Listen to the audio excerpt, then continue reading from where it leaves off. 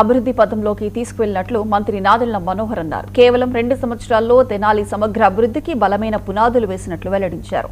నియోజకవర్గ అభివృద్ధికి సహకరించిన ఎమ్మెల్సీ ఆలపాటి రాజేంద్ర ప్రసాద్, కేంద్ర మంత్రి పెమ్మసాని చంద్రశేఖర్, బీజేపీ నాయకులు, మంత్రి ధన్యవాదాలు తెలిపారు. ప్రభుత్వం అమలు చేస్తున్న ఎన్టీఆర్ భరోసా పెన్షన్ పథకం ద్వారా వేలాది మందికి ఆర్థిక భరోసా కల్పిస్తున్నామని పేర్కొన్నారు.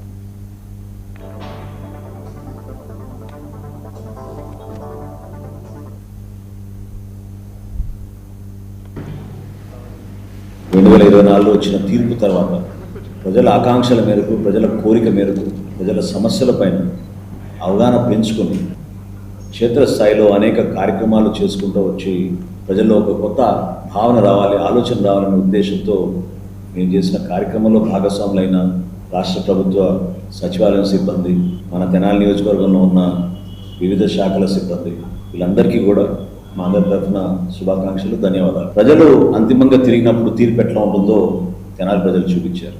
ఈ సందర్భంగా మనం గుర్తు చేసుకోవాలి, ఆ రోజు ఐతనగర్లో జరిగిన సంఘటన.